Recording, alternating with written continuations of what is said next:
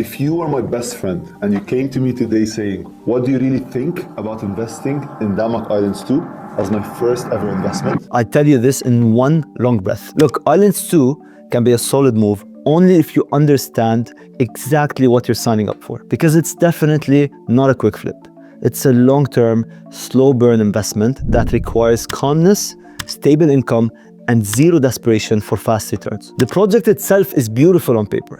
Lagoon community, nice layouts, good lifestyle, but the truth is, you're buying it at today's market price, not some crazy undervalued bargain. So the growth you'll get will come from Dubai's natural market appreciation over the years, not some overnight spike. And that means you've got to be okay with steady progress. The payment plan is the real part you need to respect. 20% plus VLD now, and then almost monthly installments for years until you've paid 75% before handover. And that's amazing if you have stable cash flow and discipline, but stressful as hell if you don't.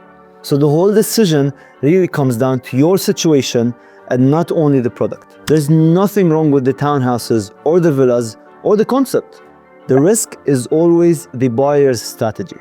If you stretch too far, buy the wrong unit, ignore your cash buffer, or expect this thing to save your life financially, you'll hate the investment even if the project itself is fine.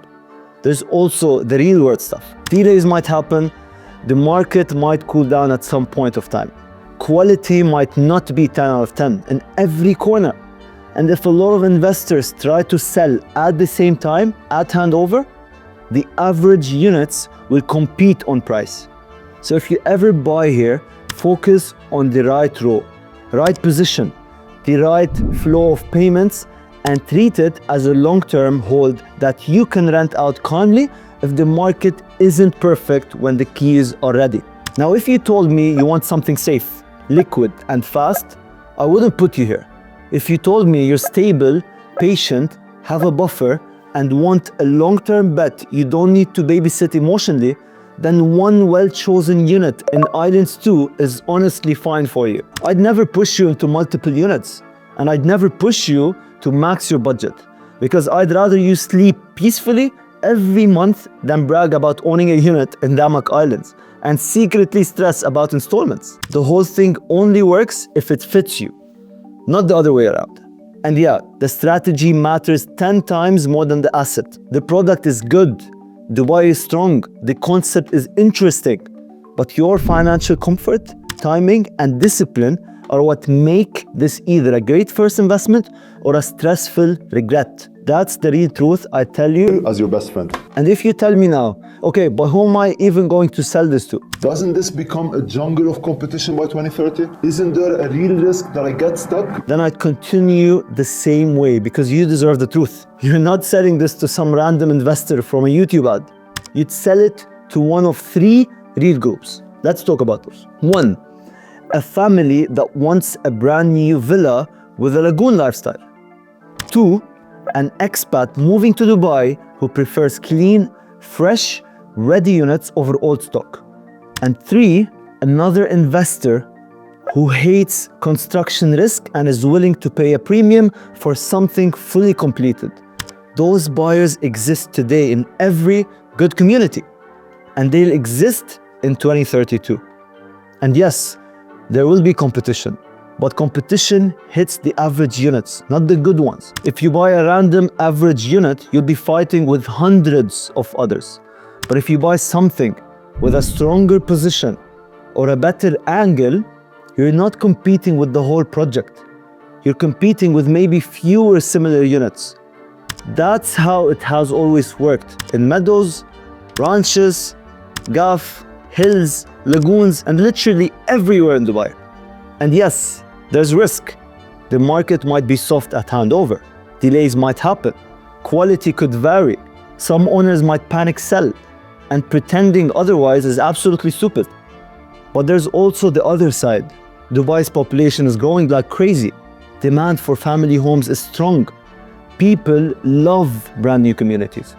And end users always pay a premium for ready waterfront product.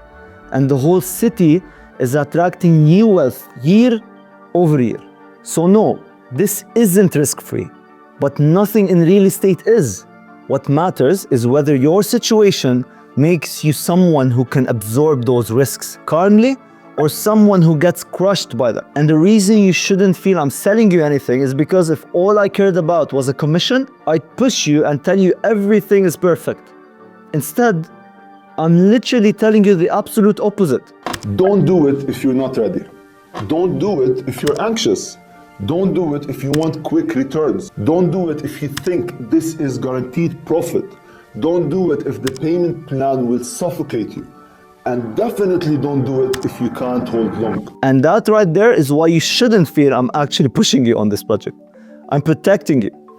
If you were my own brother, I'd say this exact same thing. DAMAC Islands 2 is good only for the right person at the right time with the right unit and the right stability. If all those line up, it's a calm, long-term play that can serve you well, but if one of those is missing, we pause and we never force it. So your real question isn't, is Islands 2 good? It's, is Islands 2 good for me right now? And that's something I'll answer for you with full honesty every single time. Because I'd rather you walk away safe than walk into something you will hate later. And since you're doing this for the first time, you should also understand something people rarely talk about. The real stress in real estate doesn't come from the asset only. It comes from the pressure on your life outside the asset too. Your job, your income swings, your personal responsibilities, your mental bandwidth, and if any of these change and you're overcommitted, you'll start hating the investment even if it's doing perfectly fine on paper. You should think about your next 5 years honestly, not optimistically. Are you planning to change jobs, move countries, start a business, take on another financial responsibility? Because real estate payments don't care if life gets messy. They keep coming. That's why I told you from the start, only get into an off-plan, 5-year plan if you're emotionally stable and financially boring enough for it. And another thing you should consider as a first-timer is your own tolerance for uncertainty. Because during construction, you won't be able to check in on your money the way you would for stocks or crypto. You're sending payments without seeing anything in return for years. And some people can't handle that mentally. If you're that type who panics when markets dip or when everyone online says Dubai property is slowing down, then this kind of long-term project might mentally drain you. Also, don't underestimate how much your exit timing matters. If you're someone who gets bored easily or changes plans every year, then it's better to start with a ready unit. Rent it out and learn the rhythm of the market before locking yourself into a 5-year runway. Real estate rewards people who stick to the plan, not people who panic or change direction every few months. And lastly, there's one more factor every first-time investor overlooks: personal liquidity. The biggest killer in real estate is not the market, it's running out of cash at the wrong time. If your car breaks, or your business needs money, or a family situation pops up, you need to have a buffer outside the property. Real estate is not a substitute for emergency funds. It should be an addition to them actually. So if this investment empties your savings, even if it's the best deal on earth, I tell you not to do it. Because liquidity is freedom. Real estate without liquidity unfortunately becomes a prison.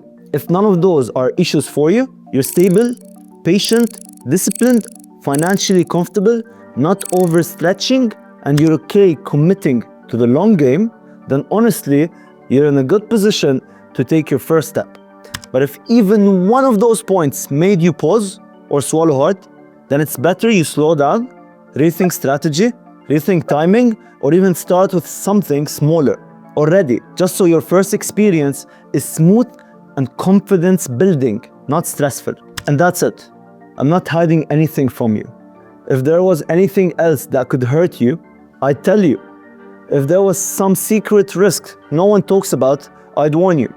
But beyond what I've just told you, the strategy, the timeline, the liquidity, the exit logic, the emotional side, the market cycles, the payment plan pressure, There's nothing else you need to worry about as a first-time investor. Everything that genuinely matters is already laid out for you in the rawest, most honest way I can say it. And if you still feel unsure, that's fine. We'll sit, run your exact numbers, talk through your life plans, and decide calmly. I'm not here to push you into the project. I really want to make sure your first investment strengthens your life and not complicates it.